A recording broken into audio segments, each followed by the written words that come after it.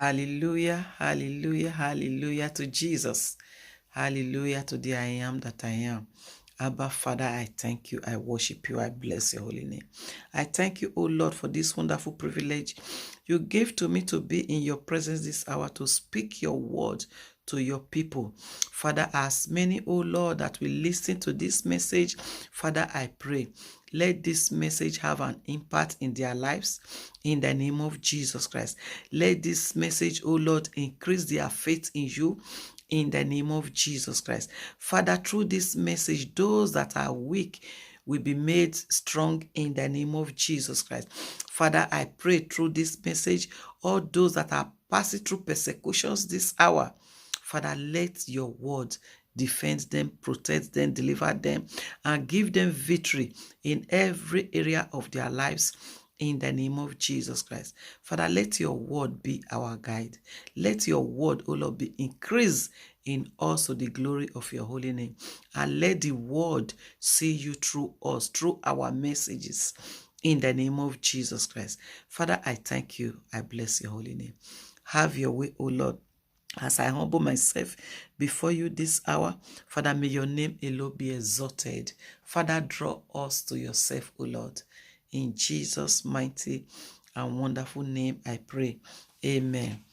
Brothers and sisters all over the world, I welcome you once again to this wonderful message that is being titled, Be Faithful to God and to Man.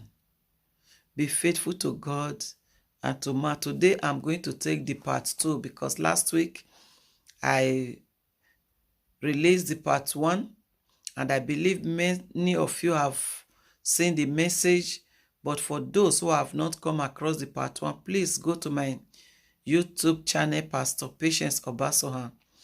Go and listen to that message and it will do you good in the name of Jesus Christ. Because we study the word of God to know God more. Through his word we study. And this is what I am doing right now. God has given me the inspiration to give this message. I'm not just doing it on my own. I follow the principle and the direction of the Holy Spirit. That is why I am here this hour.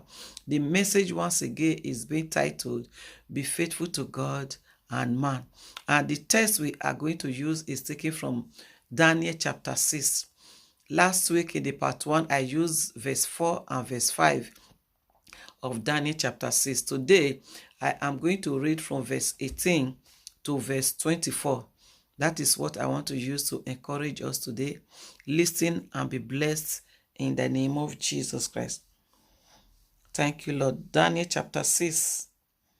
I'm going to start reading from 18 to 24. Now the king went to his palace and spent the night fasting, and no musicians were brought before him. Also his sleep went from him.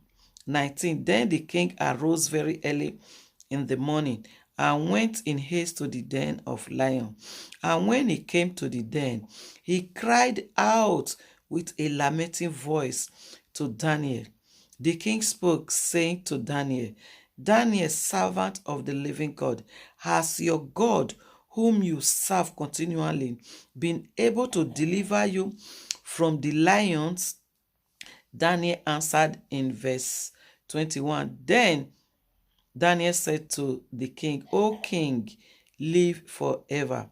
My God sent his angel and shut the lion's mouth, so that they have not harmed me, because I was found innocent before him. And also, O king, I have done no wrong before you. 23. Now the king was exceedingly glad for him and commanded that they should take Daniel up out of the den. So Daniel was taken up out of the den, and no injury whatever was found on him, because he believed in his God. 24, where I am going to stop. And the king gave the command, and they brought those men who had accused Daniel, and they cast them into the den of lion. Them, their children, their wives, and the lion overpower them all. May God bless the reading of his words in Jesus' name. This place is talking about conspiracy. Out of hatred, out of jealousy, they conspire together to put Daniel, to destroy Daniel, because they have seen the glory of God upon Daniel. Daniel was a faithful servant of the Most High God, as we have read in verse 4 and verse 5. They look for faults from Daniel to accuse him, so that the king, Darius, will remove him from the position he kept Daniel, because Daniel was among the 120 presidents that King Darius chose to take charge of his work in that kingdom. They were jealous of Daniel just because he was under captivity. He's one of the children from Judah that were brought into captivities in Babylon. And they were using them as slaves, but the favor of God was upon Daniel. The excellence of God was upon Daniel. Daniel was faithful to God. Daniel was faithful to man. For that reason, they could not see any fault against Daniel, and they conspire together to set up something that will make the king to find fault in Daniel. That was how they said nobody should pray in that land for the next 30 days. But Daniel disobeyed that law because he knew the God he served. The God he served did not disappoint him. If you look at the book of Psalm 91, you can read it on your own, or you go there with me right now. Psalm 91 from verse 11 said, "For he shall give his angel charge over you to keep thee in all thy ways." God gave his angel charge over Daniel. When he was being thrown into the den of lion, before he got there, the angels of God are already there to protect Daniel. God did not allow any evil to come to Daniel. Why? Because he found Daniel as a faithful servant. If you are faithful to God, God will be faithful to you.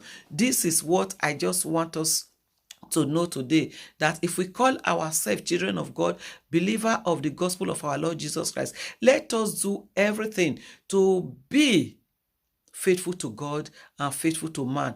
When the people around you, the environment you live, they will see you and see Christ in you. No evil, no one can be able to plan evil against you, because when they are planning it, somebody must stand to fight your cause. That is the privilege, the power, being faithful to God. Let us not serve God with mouth. Please, people of God, as you are hearing the sound of my voice this hour, God will give his angel charge over you to protect you from every problem you are going through right now.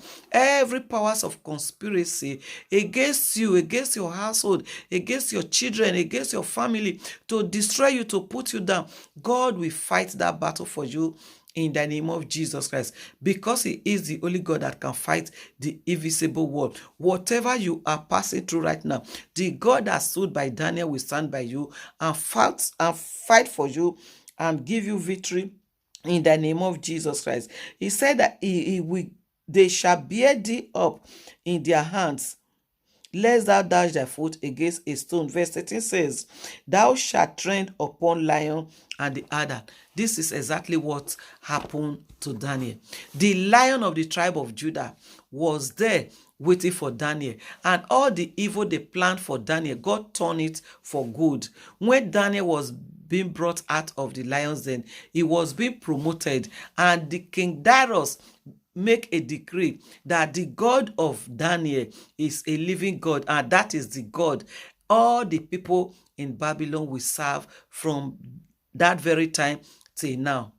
So I have come to encourage you, brothers and sisters. Let the world see Christ in you. Let people see you, see your character, and say, "Oh, I want to follow you to serve your God." This is the message of our Lord and Savior Jesus Christ. Let us be a light to those that are in darkness. Let us be an example to those that are around us. And God will keep us and give us our crown of glory at the end of the battle, in the name of Jesus Christ. May God bless you and plant his word in you In Jesus' mighty name, amen. Shalom, shalom.